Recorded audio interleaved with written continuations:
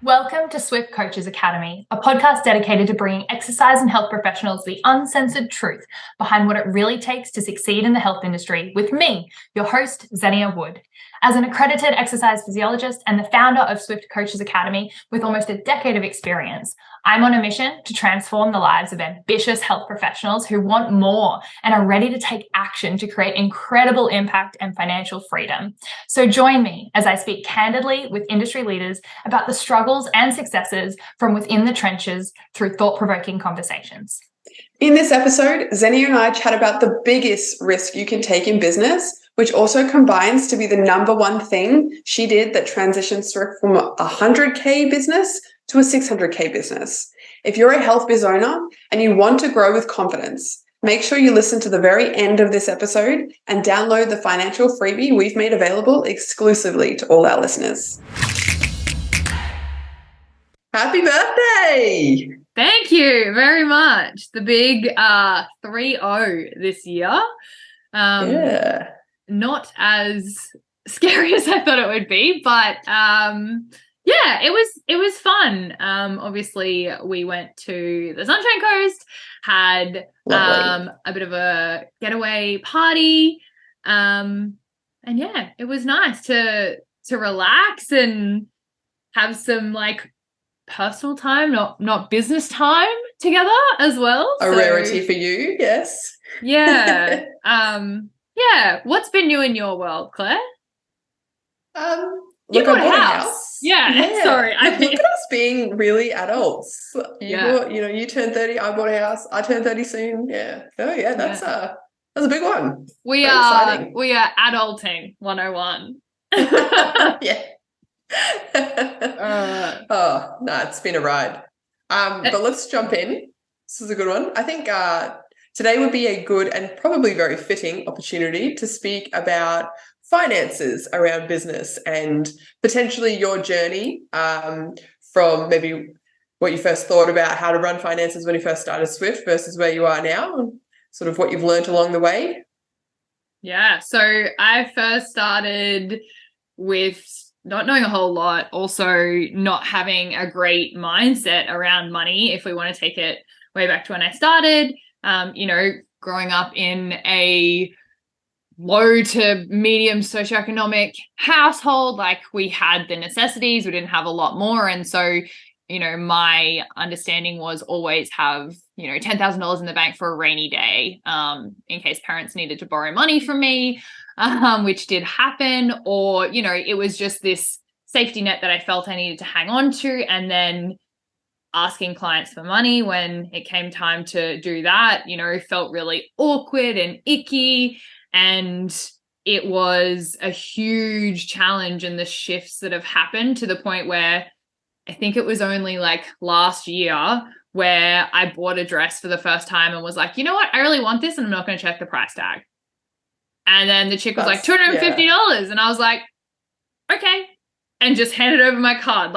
I think we sometimes, when we have our own money blocks, it blocks us from receiving it. And I'm not I'm definitely not woo-woo manifestation of any of that sort of degree. However, I do believe that if we are very frugal, then that is going to be projected and we will be a little bit antsy around money. And then when we try to have conversations around it, we're awkward about it or we avoid them. And I don't know anyone who's a successful business owner who doesn't understand and is very willing to have money conversations. Yeah, for sure. I'm sure a lot of people, and probably a lot of the people listening to this podcast, are or have been in the same circumstance as you, where potentially they grew up around a fear mindset around money, but also, I guess, just watched it potentially in family or friends or environments. What was it that allowed you to, or potentially gave you the step or the courage or the confidence to go, okay, actually, I potentially need to look at this and the way I look at this and potentially shift or navigate or pivot? How did you get to changing or even recognizing that was something that was holding you back? Yeah, I actually wrote an email to our subscribers about this the other week, and it was understanding and coming into contact with more clients whose mindset around money was very different to mine. And it was I remember one client in particular, I sort of beforehand, I said, fuck it, I'm going to give her the gold standard advice, as opposed to like, oh, just if you can do once a fortnight, I guess that'll be okay. It was like, no, I know you need 2 or 3 sessions a week ongoing for a significant period of time because you've got a lot going on. And I went, you know what, we can work backwards from there if that's not a viable option, but it's my job as a healthcare professional to give someone the gold standard advice and treatment, not to hold them back by being like, I think they can only afford or only want to pay this, therefore I'll only offer that. And it was fortuitous that the first time that I did that, she said yes. And I was like, holy fuck, what do you mean? Like, I was so shocked. I was like, I'm just going to say it. Just like pulled the pin.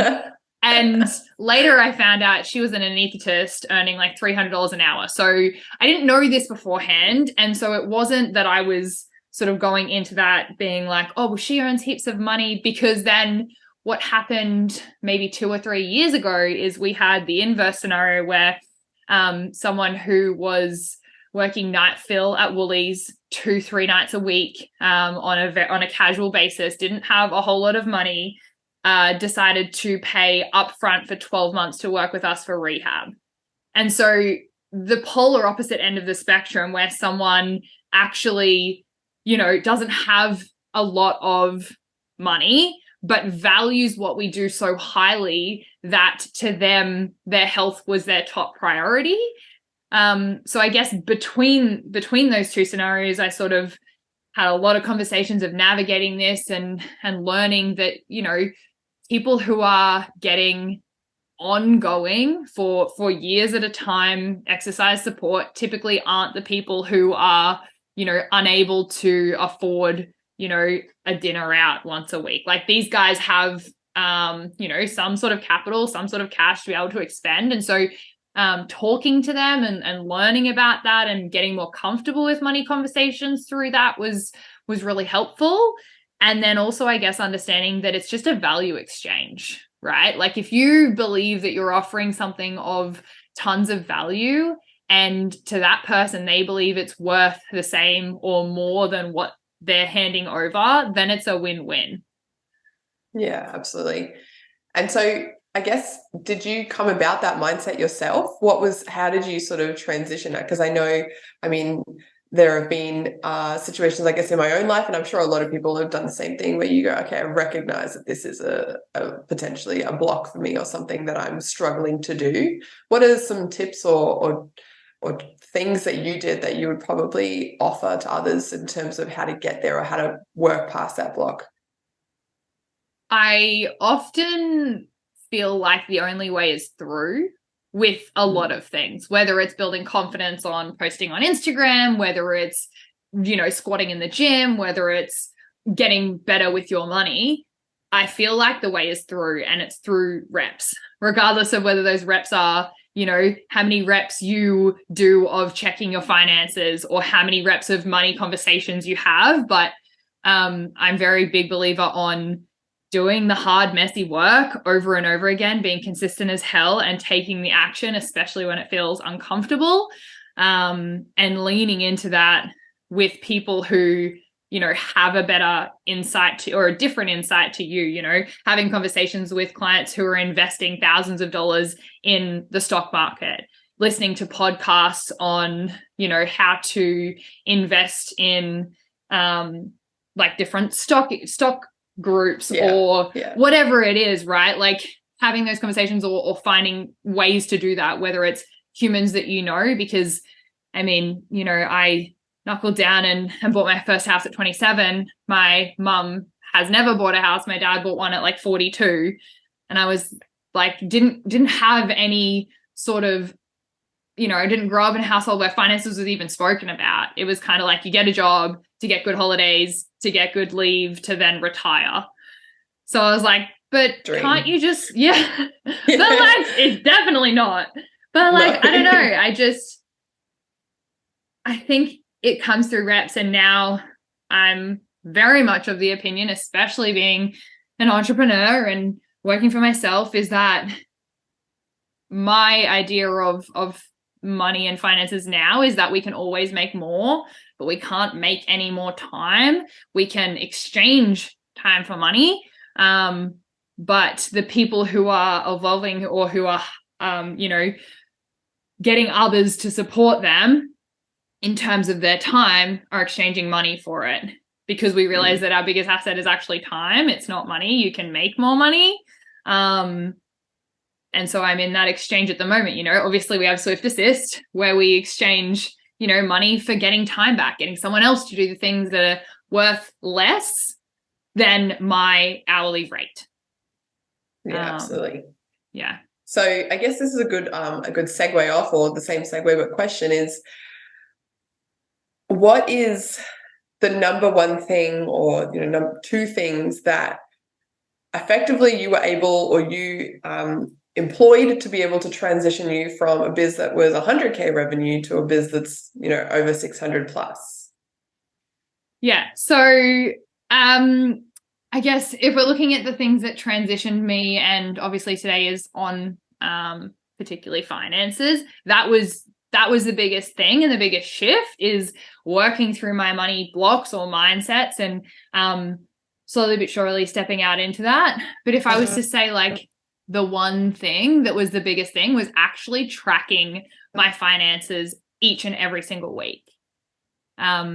It was the biggest game changer, because before that I just had no idea. It was like rug over the eyes, like I was walking blind, being like, oh, I have enough and I'm not going to look at it because I think it's fine. So tracking my finances was huge, because as we know with the gym, things that get measured get managed. We measure you literally just, there's studies that have shown that if you literally just get someone to measure their weight on a frequent basis, if they're trying to lose weight, it will go down. They do nothing else. They just literally look at it because they're more conscious. Yeah. And so tracking your finances, if we say that before you sort of tried to employ this, you were potentially just looking at the bank account every now and then and just making sure you wasn't completely in negatives. What did tracking your finances end up looking like? Like, if you broke that down for anyone that was potentially in the same position you were in, where there's just peephole into the online, oh yep, there's something there. What does it look like when you actually begin to track them in a healthy but helpful way? Yeah, so I think there's two parts to this. There's the regularity, and then there's actually what do you track. So looking at it weekly, I recommend, absolute minimum, to know what's coming in. And the reason that I did it weekly is because we'd have all our payments come in on the same day each week. So I'd know for the week that's what it was. And then part two to that is what do you track, right? In terms of to give people some more, I guess, objective things that they can go and action to be able to have clarity on this. We actually have, I believe it's 8 now. I was going to say 7, but we've added another different business bank accounts. I know that sounds like overkill, but I think it's worthwhile going through those because it just makes everything so much fucking easier. Absolutely. And I think it would also be helpful. 8 sounds like a lot of bank accounts, but people will write it off and be like, oh, it's a business bank account. But potentially you can draw a line between how you track your business bank account, also how you track your personal. So this is helpful for anyone. Oh my God. And also, very first step, please, please, please separate your personal and your business finance. It's not the same account. I thought you were going to say that. I was like, let's make a definition because that's important. Yes. Your accountant not only will love you, and if you need one, which you should have as someone who's a sole trader or a company, we have epic accountants. So just send me a DM and I will flick you a referral to them because they have been fucking godsends. Saved me thousands of dollars, literally. But in terms of what we're tracking, that was the question you asked, right? How we're tracking them, but what we're tracking. Yes, okay. Correct. Yeah.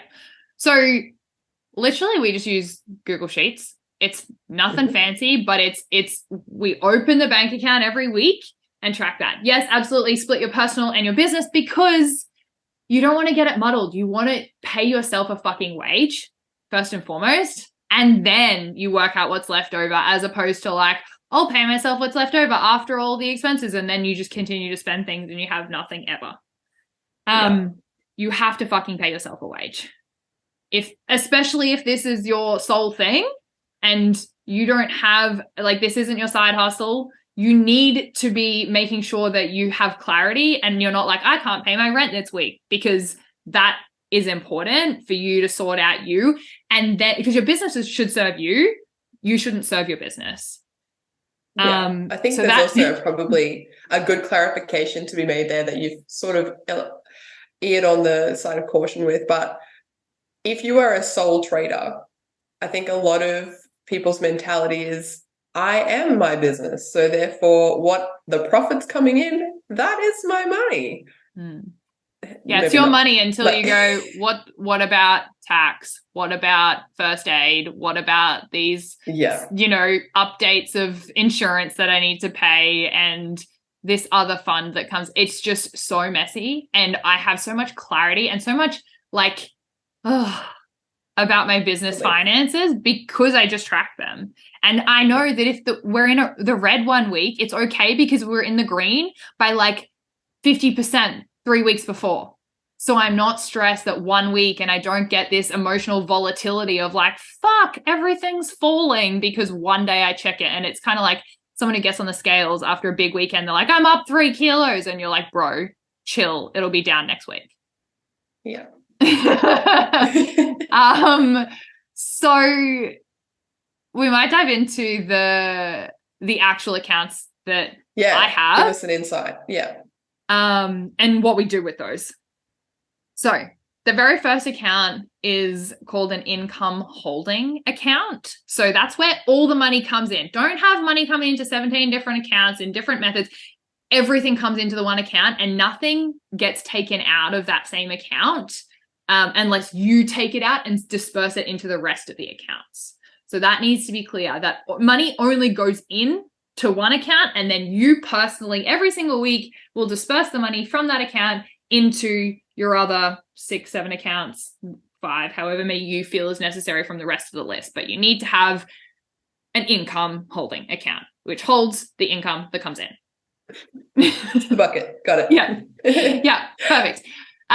From there, we want to have a wages account. That's the new one that we added. So I used to have that in a separate account, combined with another account, but now because we have staff and we have to pay wages, I just wanted to separate it so that we knew that we had enough for wages. And then the other account that I'm talking about is your operating expenses. So that's like keeping the lights on in your building. That's your rent. That's your, apps for things. That's your registrations. That is your insurance money. That is your website money, like everything that you need to run your business. Yeah.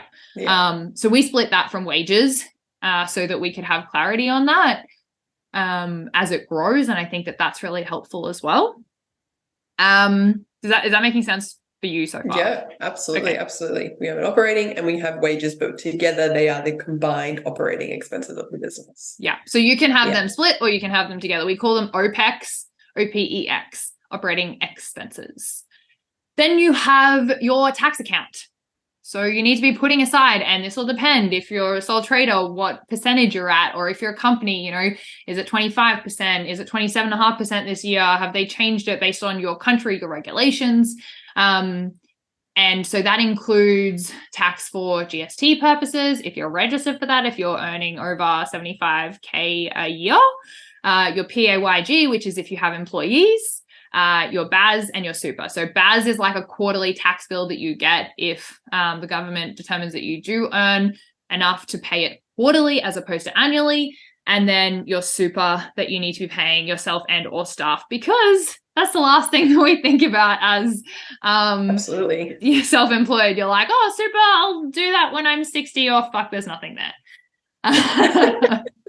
It's for when you're 60, not when you get to 60. Yeah, exactly. So that's the tax account, and that's all bundled in. And we have calculations that actually figure out exactly how much of those you'll need. You can go by a percentage if that's what I used to do when I started. So it would be the percentage based on for us, we have a company, so it's the 25%. But we want to have a buffer for the GST, for the super, for the BAS, all that. But as a minimum, I would probably just suggest if you want to start with a blanket 30%, you'll be pretty safe. Understanding that sole traders might be a little bit higher than that at about 32, but it again depends on your tax bracket based on how much you're bringing in. Then we have your profit account, which is the fun bucket. So this is profit in your business, not what you're taking out as a wage. So this is where you go, oh, like, we have funds. Maybe I'm going to go and, purchase some more equipment for the facility, or maybe we can go on that, that trip to go get that educational course or whatever. Or it can just be there to then take out, going a little bit into it, but as a dividend, later if you have something to talk to your accountant about, basically. But profit is the fun bucket. You can do whatever the fuck you want with that. It's also probably the last bucket that you put money into because you want to make sure every other bucket is filled first. Absolutely. Cool. Yeah. So far we have wages, OPEX, tax, profit, income holding. So that's 5. We've got 3 more. Alrighty. Next one is education. So these are the optional extras. I have an education bucket because we have education amounts for our staff and for myself as well. And that's upskilling yourself as a business owner. That's upskilling technically, anything that supports or assists in the education and growth and development of you and the business. It's not essential, so it's not an operating expense. But if you have the funds for it, then yes, you can go and do the course. Then we have a marketing account. Again, not something that I would be utilizing very much of, especially if you're earning probably under $100,000, because I think we have a ton of organic strategies that will get you to that. And then it's something that we start to look into scale. But marketing could even mean like, I want to get an A-frame sign that is out the front of my business, or I want to get some flyers printed out or something like that. I want a Canva subscription so I can create digital graphics, right? Yeah. So that's probably pretty low if you're under 100K, but then can go up as you obviously want to scale and grow. And just creates clarity of being like, hey, like maybe I do want to put some money towards some Facebook ads, some Google ads. Is it in the marketing account? Yes or no? If it's not in the marketing account, you can't spend it. Exactly. So it just makes it just gives you clarity in terms of where you're at, what you have, and what you can do going forward. Yeah, with what you have, which is cool. Just for everyone else's knowledge, I did track this every single week and still look at it every single week since late 2019, start of 2020, and significantly have seen growth in my business progressively up along that time because of tracking it, to the point where now Claire actually does all of this. And because it's so clear, because I've created it like the dummies guide, it's not like, oh, here's my business finances, it's fucked, but figure it out, please. So it actually means that you can, with the people that you trust in your organization, you can hand off tasks like, hey, Claire, can you pay the wages for us? Which she also does. And she's like, well, we didn't have enough in the wages account, so I had to take a little bit from the profits this week. And you're like, cool, that's part of the process. And then we reallocate and have a look at why did we overspend on wages? What was going on? But as opposed to going, I have this chunk of money and some goes out here, some goes out there. I don't really know how much should I have left over for tax or for my insurances. You just will always have the right amount with these accounts. And then the final account is your emergency fund.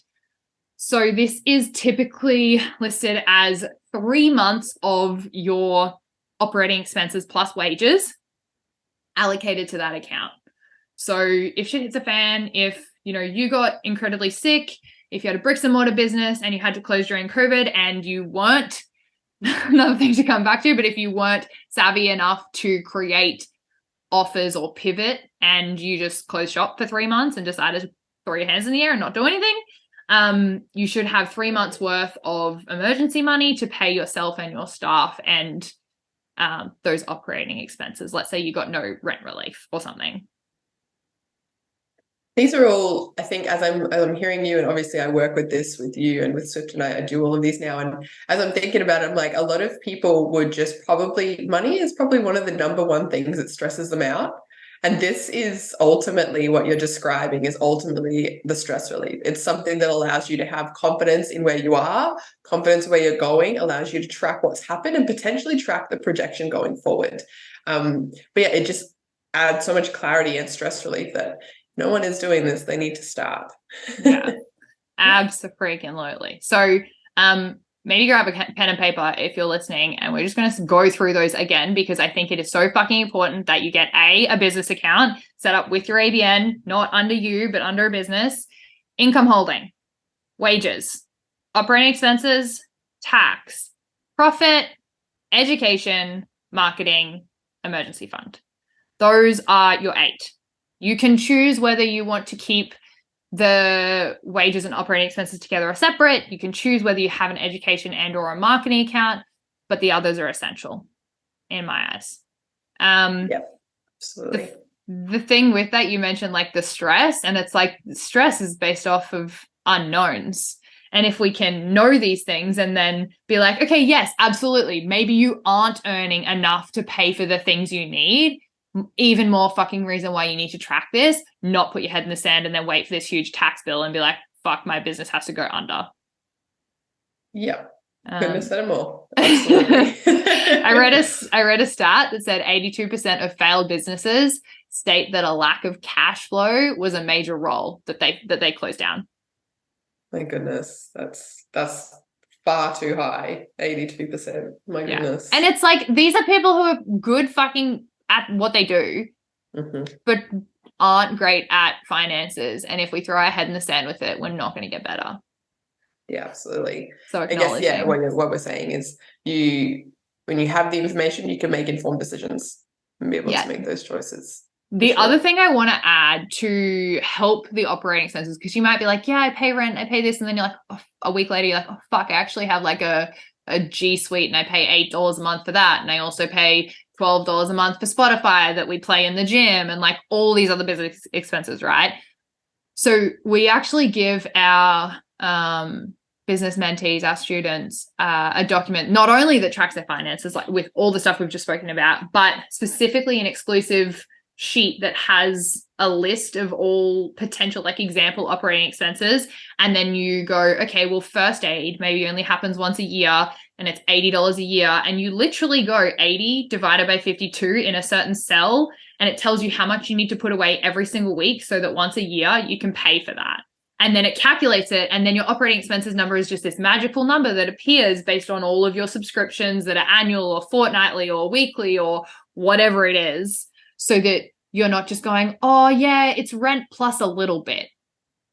Yeah. It just allows you to manage that cash flow even more for those people that think about it in their personal lives. If you think of Rego comes around once a year and you go, oh, it's like $700, but like it's next September. But actually, if you broke down $700 into weekly and it was like, I don't know what that is off the top of my head. Let's say $5 for just sakes. And you put $5 like away. $2 something. Yeah. Look, we're buffering. But if you put $5 away each week, by the time next September comes, it's not even a second thought because the money is in the account ready to go for your rego. It's exactly the same concept, but for obviously a lot more and probably bigger budgets and expenses that are coming through a business, which is super helpful to have.